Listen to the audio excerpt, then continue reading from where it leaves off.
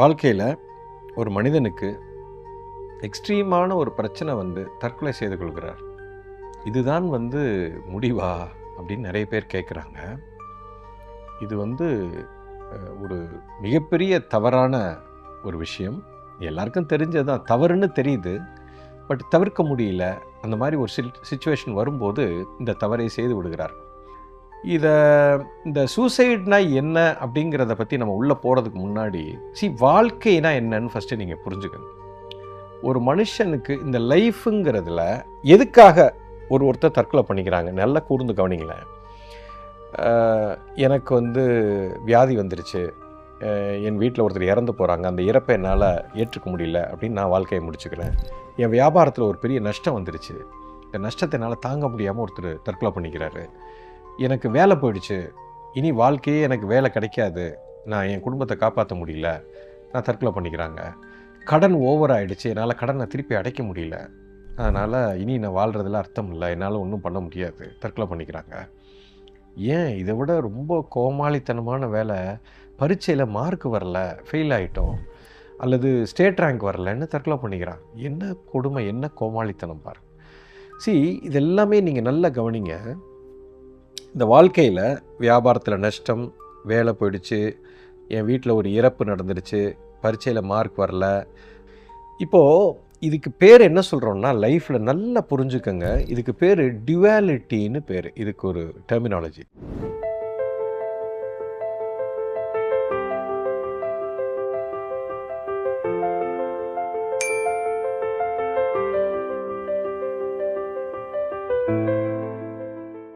அதாவது ஒரு வியாபாரம் நான் பண்ண போகிறேன்னா, இந்த வியாபாரத்துக்குள்ளே நான் நுழையிறேன், இதில் நஷ்டமாயிடுச்சு, தற்கொலை பண்ணிக்கிறேன். சரி, ஒரு வியாபாரம்னு நான் உள்ளே போகிறேன்னா இதில் எனக்கு லாபமும் இருக்குது, நஷ்டமும் இருக்குது. உண்டா இல்லையா?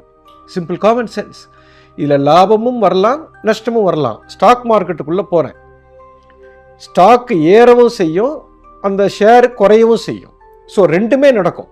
இந்த ஸ்டாக் ஏற மட்டும்தான் செய்யும், குறையவே குறையாது, வாய்ப்பே இல்லை. You understand? இப்போது ஒரு வேலையில் வேலை பார்க்குறேன், இந்த வேலை எனக்கு தொடர்ந்து நீடிக்கலாம், இல்லை வேலையை விட்டு தூக்கலாம், ரெண்டுமே நடக்கும்.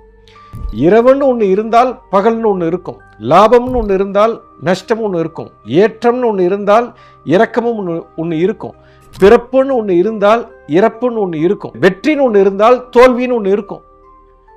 இது இயற்கையோட சட்டங்க. அது இதை மாற்ற யாராலும் முடியாது. இதுக்கு பேர் தான் டியூவாலிட்டின்னு பேர். இப்போ ஒன்றை கையில் எடுத்தீங்கன்னா இன்னொன்று வரும். சந்தோஷம் வேணும்னா அது கூட துக்கமும் வரும், நல்லதை எடுத்தீங்கன்னா அது கூட கெட்டதும் வரும். இது ரெண்டையும் நீங்கள் பிரிக்கவே முடியாது. இதுதான் இயற்கை, இதை மாற்ற யாராலும் முடியாது. நான் வேதாந்தம் பேசலைங்க, இதுதான் ப்ராக்டிக்கல். ஒரு விளையாட்டு விளையாடுறோம், நீங்கள் அவ்வளோ தூரம் போகிறீங்க, ஒரு விளையாட்டு விளையாடுறோம். விளையாட்டில் இப்போ நான் ஒரு ஷட்டில் விளையாடுறேன், இப்போ இந்த பாலை அடிக்கிறேன், அடித்தா எனக்கு வெற்றியும் கிடைக்கும், தோல்வியும் கிடைக்கும். விளையாட்டில் நான் கரெக்டாக விளையாண்டேன்னா, அவரை விட நான் பெட்டராக ஆடினேன்னா எனக்கு வெற்றி கிடைக்கும்.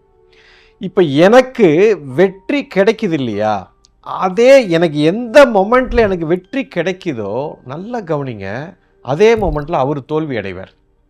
இப்போ எனக்கு வெற்றி கிடைக்கல அப்படின்னா அவர் தோக்க மாட்டார். இப்போது 20 பாயிண்ட் எடுத்தால் ஜெயிக்கிற வெற்றின்னு வச்சுக்குவோம், சரிங்களா? இப்போ நான் 2 பாயிண்ட் எடுத்திருக்கேன், அவர் 0 பாயிண்டில் இருக்கார். இப்போ நான் 2 பாயிண்டில் இருக்கும்போது வெற்றியை நோக்கி லேசாக நவுந்திருக்கேன், அவர் தோல்வியை நோக்கி லேசாக நவுந்திருக்கார். இவ்வளோதாங்க பாயிண்ட்டு. இப்போது நான் 19வது பாயிண்டில் இருக்கும்போது வெற்றியை கையில் கிட்ட வந்துட்டேன், அவர் தோல்வியின் விளிம்பில் இருக்கிறார். இப்போ நான் 20வது பாயிண்ட் எடுத்து வெற்றின்னு நான் அடையிற அதே தருணம் தோல்வியை அவர் அடைவார். இது ரெண்டுமே ஒன்று தான், இது வேற வேற கிடையாது. இப்போ நான் அவர் தோல்வியே அடையக்கூடாது அப்படின்னா நான் வெற்றி அடையக்கூடாது. ரொம்ப சிம்பிள். இது நடந்தால் அது நடக்கும், அது நடந்தால் இது நடக்கும். ஸோ இது ரெண்டும் பிரிக்க முடியாத ஒன்று. இப்போ நான் பிறந்துட்டேன், நான் சாகவே கூடாது குருஜி அப்படின்னா ரொம்ப சிம்பிள், பிறக்கவே கூடாது, ரொம்ப சிம்பிள். நான் பிறந்துட்டேன்னா செத்தே தீரணும்டா. ஒரு நாள் இல்லை ஒரு நாள், இது இன்றைக்கி நடக்கலாம், அடுத்த நாளைக்கு நடக்கலாம், நாளான்னைக்கு நடக்கலாம், என்றைக்கு வேணாலும் நடக்கலாம். வியாபாரத்துக்குள்ளே நான் போயிட்டேன், எனக்கு இந்த வருஷம் லாபம், அடுத்த வருஷம் லாபம், அதுக்கு அடுத்த வருஷம் லாபம், அடுத்த வருஷம் நஷ்டம் ஆகலாம், எப்போ வேணாலும் நஷ்டம் வரலாம். இது சிம்பிள் காமன் சென்ஸ். இதை நான் மறுக்கவோ இதை நான் ஏற்க தயாராக இல்லைன்னா ரொம்ப சிம்பிள், நீ வியாபாரமே பண்ணக்கூடாது. இந்த புரிதல் முதல்ல வராதவங்க தான் இந்த மாதிரி ஒரு முட்டாள்தனமான ஒரு முடிவை எடுப்பார். இதுலேருந்து நீங்கள் என்ன புரிஞ்சுக்கணுன்னா, எனக்கு ஒரு எக்ஸ்ட்ரீம் பிரச்சனை இருக்குது, தற்கொலை எப்போ பண்ணிக்கிறான், இந்த பிரச்சனையிலேருந்து எனக்கு விடிவு காலமே இல்லை, தீர்வே கிடையாது, இது கோமாளித்தனம். பிரச்சனைன்னு ஒன்று வந்தால் அதுக்கு தீர்வுன்னு ஒன்று இருக்குது, வெற்றின்னு ஒன்று இருந்தால் தோல்வி என்று ஒன்று இருக்கிறது, லாபம் என்று ஒன்று இருந்தால் நஷ்டம் என்று ஒன்று இருக்கிறது, உயர்வுன்னு ஒன்று இருந்தால் தாழ்வு ஒன்று இருக்கிறது, தாழ்வு ஒன்று இருந்தால் உயர்வு கட்டாயம் வரும். பாரத தேசத்தின் நெடிய ஞான மரபின் தொடர்ச்சி குரு மித்ரே சிவா நடத்தும் அல்கெமி புரோகிராமில் பங்கேற்க ரெஜிஸ்டர் செய்யுங்கள் அல்லது கால் 9655992559. எங்கள் வெப்சைட் www.matangifoundation.org. நீ எவ்வளவுக்கு எவ்வளவு கீழே போறியோ அவ்வளவுக்கு அவ்வளவு மேலே வருவதற்குண்டான வாய்ப்பு உனக்கு இருக்கிறது. அது எங்கே இருக்குதுன்னு நீ தேடி கண்டுபிடிக்கணும். நீ தேடி கண்டுபிடிக்காம நீ டிப்ரெஷன் ஆகி வாழ்க்கை எனக்கு முடிஞ்சு போச்சுன்னு நினைக்கிறது கோமாளித்தனம். இதை ஃபஸ்ட்டு நீங்கள் புரிஞ்சுக்கணும். இது பாயிண்ட் நம்பர் 1. எந்த ஒரு பிரச்சனையாக இருந்தாலும் இயற்கையை பொறுத்த வரைக்கும் நீங்கள் எவ்வளோ சின்ன பிரச்சனையாக இருந்தால் அந்த சின்ன பிரச்சனைக்கு ஒரு தீர்வு இருக்கும், பெரிய பிரச்சனையாக இருந்தால் பெரிய பிரச்சனைக்கும் ஒரு தீர்வு இருக்கும். பெரிய பிரச்சனை சின்ன பிரச்சனைன்னு இயற்கையில் கிடையாது, எல்லாமே டிவாலிட்டியில் தான் ஆப்ரேட் ஆகுது. இதை தெளிவாக புரிஞ்சுக்கணும். ஒன்று இருந்தால் ஒன்று இருக்கும், இதில் எல்லளவும் சந்தேகம் இல்லை. இதை புரிஞ்சவங்க கரெக்டான சொல்யூஷனை கண்டுபிடிக்கணும்னு தேடணும். நமக்கு தெரியல, அவ்வளோதான். இப்போ நான் விளையாட்டு விளையாண்டேன், தோத்துட்டேன், பெர்மனெண்ட்டாக தோப்பனா தெரியாது. நான் தோல்வியிலிருந்து நான் என்னென்னு கற்றுக்கணும். கற்றுக்கிட்டா அடுத்த தடவை இதே தப்பை நான் செய்ய மாட்டேன், ஜெயிக்கிறதுக்கு உண்டான வாய்ப்பு இருக்குது. அடுத்த தடவை நான் தோற்றால் மறுபடியும் எனக்கு ஒரு தப்பு நடக்கும், நான் அந்த தப்பை கற்றுக்கணும். அதை கற்றுக்கிட்டு இப்படியே நான் எல்லாத்தையும் கற்றுக்கிட்டே போனேன்னா ஒரு நாள் இல்லை ஒரு நாள் வெற்றிங்கிறது நிச்சயம். ஆனால் அதுக்கு பொறுமை இல்லை, அதற்கு எனக்கு நிதானம் இல்லை, அதை நான் புரிந்து கொள்ளக்கூடிய ஞானம் எனக்கு இல்லை. இதில் தான் ஒரு மனிதன் எக்ஸ்ட்ரீமில் போய் தற்கொலைங்கிற ஒரு முடிவுக்கு வர்றான். சரிங்களா? இப்போ தற்கொலைக்கு வருவோம். இது ஒரு பொதுவான புரிதல். இப்போ தற்கொலை அப்படிங்கிறது என்ன அப்படின்னா, இப்போ என்னால் எனக்கு இருக்கிற பிரச்சனையை தீர்க்கவே முடியாது, இப்போது நான் இந்த வாழ்க்கையை முடிச்சிட்டேன், நான் என்னை கொன்னுட்டேன், நான் தற்கொலை செய்து கொண்டால் இந்த பிரச்சனையிலேருந்து தப்பிச்சிடலான்னு ஒரு கணத்தில் நீங்கள் நினைக்கிறீங்க. ஒரு பெரிய ஒரு உண்மையை சொல்கிறாங்க. உங்களுக்கு ஒரு பிரச்சனை வந்திருக்குன்னா இது பிரச்சனை கிடையாதுங்க, லைஃபு உங்களுக்கு கொடுக்கப்பட்டிருக்கிற ஒரு பரீட்சை. இந்த பரீட்சையில் நீங்கள் பாஸ் பண்ணணும். இது இறைவனோட குறுக்கீடு. இந்த பிரச்சனையிலிருந்து மரணம் அப்படிங்கிறது தப்பிக்கிறது கிடையாது. இப்போ பிரச்சனை எங்கே வந்திருக்குன்னா உங்கள் உடம்புக்கு வந்திருக்கா மனதுக்கு வந்திருக்கான்னு பாருங்க. உடம்புக்கு பிரச்சனை கிடையாது, மைண்டில் தான் பிரச்சனை. என் வேலை போயிடுச்சு, மனதில் ஸ்ட்ரெஸ்ஸு, பிஸ்னஸில் நஷ்டம் அடைஞ்சிட்டேன், பயங்கரமான ஸ்ட்ரெஸ்ஸு, பரீட்சையில் தோற்று போயிட்டேன், எக்ஸ்ட்ரீம் ஸ்ட்ரெஸ்ஸு, என் பொண்டாட்டி என்னை விட்டுட்டு போயிட்டா, எக்ஸ்ட்ரீம் ஸ்ட்ரெஸ்ஸு. இது எல்லாமே ஸ்ட்ரெஸ் இருக்குது. இப்போது பிரச்சனை மனதில் இருக்கிறது, நல்லா புரிஞ்சுக்கணும். ஆனால் தற்கொலை செய்கிறீங்க. தற்கொலைன்னா என்ன? உங்கள் கழுத்தை அறுக்கிறீங்க, தூக்கு போட்டு தொங்குறீங்க, பூச்சி மருந்து சாப்பிட்றீங்க, மாடியிலேருந்து குதிக்கிறாங்க, ஏதோ ஒன்று பண்ணுறாங்க. எது செய்தாலும் நீங்கள் எதை அழிக்கிறீங்கன்னா நீங்கள் உடம்பை அழிக்கிறீங்க. நல்லா கவனிங்க. பிரச்சனை மைண்டில் இருக்குது, ஆனால் அழிக்கிறது உடம்பை. என்ன ஒரு கோமாளித்தனம்!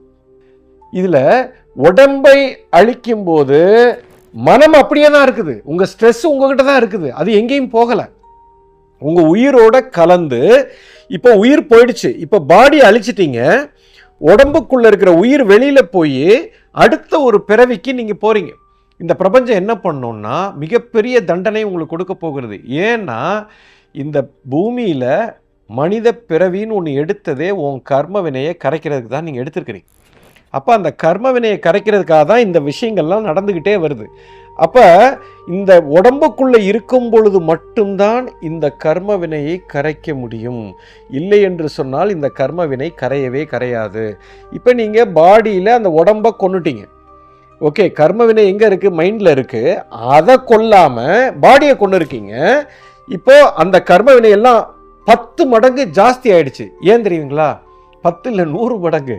ஏற்கனவே இருந்த கர்ம வினையை தீக்கலை, அது கூட தற்கொலைங்கிற ஒரு பெரிய கர்மாவை தூக்கி மைண்டில் போட்டீங்க. இதுக்கு பெரிய தண்டனை உங்களுக்கு காத்திருக்கிறது. அப்போ ஏற்கனவே ஒரு 10 மூட்டை கர்மா வச்சிருக்கிறீங்க, தீக்கலை. இது கூட சேர்ந்து ஒரு 100 மூட்டை கர்மா, 110 மூட்டையை தூக்கிட்டு பாடியை விட்டு வெளில போயிருக்கீங்க. இப்போ மறுபடியும் ஒரு பிறப்பெடுத்து உங்களை ஒரு பாடியில் போட்டு விட்டுரும். இப்போ இந்த பாடியில் ஏற்கனவே 10 மூட்டை கர்மாவில் கஷ்டப்பட்டு வெளியில் வந்தது. இப்போ 110 மூட்டையை தூக்கிட்டு இப்போ இதை சால்வ் பண்ணணும். நீங்கள் பண்ணியே ஆகணும், வேற வழியே இல்லை. மிகப்பெரிய கொடுமையில் போய் சிக்கிட்டீங்க. இப்போ இந்த 110 மூட்டைய கர்மாவை என்னால் சுமக்க முடியலன்னு மறுபடியும் தற்கொலை செய்து கொண்டால் 1000 மூட்டை உங்களுக்கு சேர்ந்து விடும். மறுபடியும் ஒரு பாடி எடுத்து இந்த 1110 மூட்டை நீங்கள் தூக்கிட்டு திரியணும். இதுதான் மிகப்பெரிய உண்மை. ஃபஸ்ட்டு புரிஞ்சுக்கங்க. தற்கொலை செய்கிறவன் நினச்சி கூட பார்க்காதீங்க, மிகப்பெரிய டேஞ்சரில் மாட்டிக்கிறீங்க. இந்த உயிரை எடுத்துட்டா தப்பிச்சிடலான்னு நினைக்காதீங்க. நீங்கள் கொல்வது உடலை மட்டும்தான், உயிர்த்தன்மை வாடியை விட்டு வெளியில் போகுது. ஆனால் நீங்கள் பிரச்சனை ஏற்படுகிறது மனதில், செஞ்ச கொலை உடம்புக்கு. இது சம்பந்தமே இல்லை. முதல்ல நீங்கள் கொல்லணும்னா மனதை கொண்டு இருக்க வேண்டும். மனதை கொல்றதுன்னா என்ன? தியானத்துக்குள்ளே போகணும். You understand? விழிப்பாகணும், மனமற்ற நிலைக்கு போகணும், மூச்சு பயிற்சி பண்ணணும். ஒரு குருவை சந்தித்து ஆன்மீகத்திற்குள்ள நுழையும் போது மனம் அமைதி அடையும். இப்போ மனதில் ஏற்பட்ட பிரச்சனைக்கு ஒரு தீர்வு, சரியான தீர்வு அதுதான். எவ்வளவு பெரிய ஒரு முட்டாள்தனம் பாருங்க. பிரச்சனை நடக்கிறது மைண்டில், தண்டனை கொடுக்கறது உடம்புல. இது முதல் பெரிய மகா தப்பு. சரி, ஏன் இது பெரிய தப்பாக கருதப்படுகிறது? ஏன் இதற்கு தண்டனை பல மடங்கு உங்களுக்கு கிடைக்கிது அப்படின்னா, இதுக்கு பின்னாடி இருக்கிற உண்மையை புரிஞ்சுக்கோங்க. இந்த கொலை குற்றத்தை விட இது பெரிய குற்றம்ங்கிறது. இப்போ கொலையே பெரிய தப்பு, பெரிய கர்மா. அடுத்த உயிரை நீங்கள் போய் கொல்றீங்க. இது கொலை குத்தம். இது மிகப்பெரிய தவறு. இந்த கொலை குத்தத்தை விட தற்கொலைங்கிறது மிகப்பெரிய தவறு. எப்படின்னு பாருங்க. ஒரு கொலை பண்ணுறீங்க. கொலை பண்ணும்போது என்ன நடக்குதுன்னா, ஒரு கத்தி எடுத்துகிட்டு போய் இன்னொருத்த மேலே வெறுப்பு அவனை குத்த போகிறீங்க. அப்போ குத்த போகும்போது என்ன நடக்குதுன்னா, அவன் தன்னை பாதுகாத்துக்கிறதுக்கு அதை நிறுத்துகிறான், தற்காப்பில் போகிறான். அப்போ தடுத்து நிறுத்துகிறான். அப்போது அங்கே ஒரு சக்தி உங்களை கொல்ல வருகிறது, இன்னொரு சக்தி தடுத்து நிறுத்துறது. அப்போ அந்த இடத்துல ஒரு சண்டை நடக்குது, தப்பிக்கிறதுக்கு ஒரு வாய்ப்பு இருக்குது. எஸ், இப்போ தற்கொலையில் பாருங்க. இப்போ நான் என்னை காப்பாத்துறவனே தன்னையே அழிச்சுக்கிறான். இப்போ நானே என்னை கொன்று கொள்கிறேன். இப்போ இங்கே எதுக்கிறதுக்கு சக்தியே இல்லை. இப்போ இந்த சண்டைன்னு ஒன்று இருந்தால் ஒரு ஃபேர் சண்டையாக நடக்கணும்ல. ஒருத்தன் கொல்லணும், ஒருத்தன் எதுக்கணும். அப்போ அது ஒரு ஆரோக்கியமான சண்டை. அதுவே தப்பு தான். அதில் ஒரு ஆரோக்கியமான ஒரு சக்தி அடிக்க வருது, இன்னொரு சக்தி அதை தடுத்து நிறுத்த வருது. அப்போ அதுலேயும் ஒரு தர்மம் இருக்குதுன்னு என்று சொல்கிறோம். ஆனால் தற்கொலையில் பாருங்கள், தர்மமே இல்லை. இது நிராயுத பாணியாக அப்படியே உட்கார்ந்துருக்குது. நானே என்னை கொல்றேன் அப்படின்னா இது எவ்வளோ பெரிய தப்பு பாருங்கள். அப்போ எதிர்ப்பே இல்லாத ஒருத்தனை போய் நீங்கள் அழிக்கிறீங்க. இப்போ தூங்கும்போது ஒருத்தனை போய் சண்டை போட்டு கொல்றதுக்கு சமம். அவன் முழிச்சிருந்து அவனும் சண்டைக்கு தயாராக இருந்து நீங்கள் 2 பேரும் சண்டை போட்டால் அதில் ஒரு தர்மம் இருக்குது. ஒருத்தன் தூங்கிட்டு இருக்கிறான், முதுகுல போய் அவனை குத்துற மாதிரி. இது அதை விட 100 மடங்கு கேவலமான ஒரு விஷயம். அதனால தான் தற்கொலைக்கு பெரிய தண்டனை. இந்த உயிரை கொடுத்த அந்த இறைவனுக்கு, அவருக்குத்தான் அந்த உரிமை இருக்கிறது, இந்த உயிரை எடுப்பதற்கு. உங்களுக்கு யார் அந்த பவரை கொடுத்தது? Nobody has given you the right to take it away. அதற்காக உங்களுக்கு மிகப்பெரிய தண்டனை காத்திருக்கிறது. நினைச்சு பார்க்க முடியாத தண்டனையில் நீங்கள் சிக்குவீர்கள். இதுதான் மிகப்பெரிய உண்மை. தற்கொலைங்கிறதுல பிரச்சனையிலிருந்து நீங்கள் தப்பிக்க முடியும்னு நினைக்காதீங்க. அது முட்டாள்தனம், மிகப்பெரிய முட்டாள்தனம். அதுவும் கண்ட ரீசன். இந்த ரீசன்லாம் ஒரு காரணமே கிடையாது. எவ்வளவு பெரிய பிரச்சனை உங்களுக்கு வந்திருந்தாலும் அந்த பிரச்சனைக்கான தீர்வை நீங்கள் கொஞ்சம் விழிப்பாக பார்த்தீங்கன்னா அந்த தீர்வு இருக்குது. அந்த தீர்வை நீங்கள் கண்டுபிடிச்சிட்டிங்கன்னா நீங்கள் வாழ்க்கையில் மிகப்பெரிய வெற்றியாளனாக மாறப்போகிறீர்கள். அதுக்காகத்தான் உங்களுக்கு அந்த பிரச்சனையை கொடுத்துருக்குதுங்க. நல்லா புரிஞ்சுங்க. இல்லைன்னா உங்களுக்கு அந்த பிரச்சனையை கொடுக்கவே கொடுக்காது. நம்ம நினைக்கலாம் யாருக்குமே அந்த பிரச்சனை வரல. பிரச்சனை இல்லை, அது ஒரு சேலஞ்சு. மிகப்பெரிய எக்ஸ்பர்ட்டாக நீங்கள் மாறப்போறீங்க. யாருக்கு சேலஞ்ச் அதிகமாக வருதோ அவன் தான் எக்ஸ்பர்ட் ஆகிறான். எக்ஸ்பர்ட் தான் உலகத்தையே ஜெயிப்பான். இன்றைக்கி உலகத்தில் ஒரு வெற்றியாளன் அத்தனை பேரையும் எடுத்துக்கங்க, அவங்களுக்கு மிகப்பெரிய சேலஞ்சை அவங்க சந்திச்சிருப்பாங்க. அந்த சேலஞ்சை அவங்க தூக்கி போட்டுட்டு ஓடலை, தற்கொலை பண்ணிக்கலை, ஆனால் அதை ஓவர் கம் பண்ணி வந்துட்டாங்க. அதனால தான் அவங்க உச்சக்கட்டத்தில் இருக்காங்க. உச்சக்கட்டத்தில் வாழ்க்கையில் இன்றைக்கி மிகப்பெரிய வெற்றியாளர்கள் எல்லாருமே மிகப்பெரிய தோல்வியை சந்திச்சிருக்கிறாங்க, மிகப்பெரிய பிரச்சனைக்குள்ளாயிருக்காங்க. இன்றைக்கி ஆப்பிள் சிஇஓ எடுத்தீங்கன்னா அந்த கம்பெனியை உருவாக்கி அவர் தான் உருவாக்கினார். 2 முறை அவர் கம்பெனியிலிருந்து தூக்கி எறியப்பட்டார். நடு ரோட்டில் அவரை தூக்கி போட்டாங்க. கம்பெனியை உருவாக்குனவரே அவர் தான், ஃபவுண்டரே.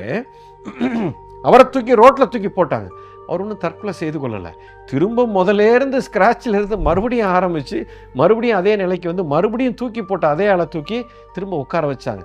நீங்கள் வாழ்க்கையில் உச்சக்கட்டத்தை அடைந்த அத்தனை பேரும் பிரச்சனையின் உச்சத்தை சந்தித்தவர்கள். உங்களுக்கு இந்த மாதிரி ஒரு பிரச்சனை வருதுன்னா நீங்கள் பெரிய பாக்கியசாலின்னு நினைங்க. அதை ஒரு சேலஞ்சாக பாருங்கள். அதிலிருந்து அதுக்கு ஒரு சொல்யூஷனை கண்டுபிடிச்சிட்டிங்கன்னா நீங்கள் தான் பெரிய ஆளுங்க. பிரச்சனையே வராதவன் முட்டாளாக தான் இருப்பான். மிகப்பெரிய பிரச்சனை உங்களுக்கு வருதுன்னா நீங்கள் பாக்கியசாலி. தற்கொலைங்கிற பேச்சுக்கே இடமில்லை. சிந்திக்கவே சிந்திக்காதீங்க. இது ஒரு பெரிய சந்தோஷமாக ஒரு சேலஞ்சாக எடுத்து அதுலேருந்து வெளியில் வந்தீங்கன்னா உலகத்தையே ஜெயிச்சிடலாம். அதுக்குண்டான ஒரு தகுதி உங்களுக்கு இருக்கிறதுனால தான் கடவுள் அந்த பிரச்சனையை உங்களுக்கு கொடுக்குறார். தயவு செய்து அதை நினச்சி கூட பார்க்காதீங்க.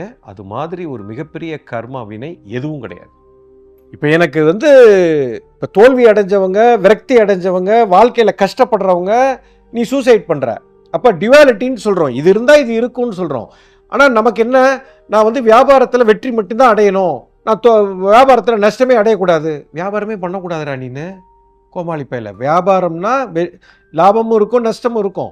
ஒரு விளையாட்டில் நான் ஜெயிச்சே தான் ஆகணும், தோக்கவே கூடாது. ரொம்ப சிம்பிள். விளையாடவே விளையாடாது, கேமே ஆடாது. இதுதான் உண்மை. உள்ளுக்குள்ளே வந்துட்டோமா ரெண்டுமே இருக்கணும். ரெண்டையுமே நீ ஃபேஸ் பண்ண தயாராக இருக்கணும். விளையாட்டுங்கிறது, வாழ்க்கைங்கிறது, வியாபாரங்கிறது, படிப்புங்கிறது, வேலைங்கிறது எல்லாத்துலேயுமே ரெண்டுமே இருக்கும். இயற்கை கடவுள் அப்படித்தான் படைச்சிருக்கிறார். எனக்கு ஒன்று வேணும் இன்னொன்று வேண்டாம் அப்படின்னா நீ முட்டாள்னு அர்த்தம். முதல்ல வேண்டாங்கிறத ரெண்டையுமே இருக்கும். ஆனால் எனக்கு இது வேணுங்கிற ஆசை, விளையாடுங்க. இந்த வாட்டி தோத்துட்டியா, அப்போ சரியாக ஆடலைன்னு அர்த்தம். அந்த வெற்றிக்கான ரகசியத்தை தேடு. அதனால தான் கடவுள் இது தோல்வி கிடையாது, இது ஒரு ஃபீட்பேக்கை கொடுக்குறாரு. ஃபீட்பேக்கை கூர்ந்து கவனி, அதுக்குள்ளே என்ன தவறுன்னு உனக்கு தெரிஞ்சிருக்கும். ஒரு விமானத்தை ஒருத்தன் கண்டுபிடிக்கலான்னு உள்ளே இறங்குறான், 10 தடவை பறக்க பார்க்குறான், டொம்முன்னு விழுந்து செத்து கூட போயிருப்பான் நிறைய பேர். ஆனால் 10 தடவை கீழே விழுந்து, 15 தடவை கீழே விழுந்து, 16ஆவது தடவை பறந்துடுவான். ஏன்னா 10 தடவை கீழே விழும்போது அவன் என்ன இயற்கை எதையோ ஒன்று உனக்கு சொல்லி கொடுக்க அங்கே வருகிறது. அதை கற்றுக்கிறது தான் உன்னுடைய வேலை. தாமஸ் ஆல்வா எடிசன் என்ன பண்ணார், லைட்டை கண்டுபிடிச்சாரு. 10,000 தடவை அவர் ஃபெயில் ஆனார். 10,001 தான் அவர் ஜெயிச்சார். நல்ல கவனிங்க. 9,999 தடவை அவர் கண்டுபிடிச்சிட்டு நான் ஃபெயில் ஆகிட்டேன், டிப்ரெஷனுக்குள்ளே போயிட்டேன்னு விட்டுட்டு போயிருந்தா லைட்டுங்கிறதே ஒன்று இருந்திருக்காது. அப்போ அவர்கிட்ட போய் கேட்டப்போ, எப்படிங்க உங்களுக்கு இப்படி ஒரு பொறுமை இருந்துச்சு, இப்படி ஒரு தோல்வியை நீங்கள் எப்படி நீங்கள் அவர் என்ன சொன்னார், நான் தோல்வி அடையல, 9,999 தடவை இதை எப்படி பண்ணக்கூடாதுன்னு கற்றுக்கிட்டேன் அப்படின்னாரு. என்ன வார்த்தை பாரு, மிகப்பெரிய வார்த்தை. வாழ்க்கை அதுதாங்க. அதனால தான் அவர் ரொம்ப பெரிய ஆள் ஆகிட்டார். இதுதான் நான் மறுபடியும் சொல்கிறேன். எந்த ஒரு கேம் ஆடினீங்கனாலும் ரெண்டுக்கும் நீங்கள் ரெடியாக இருக்கணும். அப்படின்னா உங்களுக்கு பிரச்சனைங்கிறதே வராது. அதோட பாசிட்டிவிட்டி எடுத்துகிட்டு சேலஞ்சாக பார்த்து அதுக்கு வெற்றிக்கான சொல்யூஷனை கண்டுபிடிச்சிட்டு மிகப்பெரிய ஆளாயிடுவீங்க. இதுதான் மிகப்பெரிய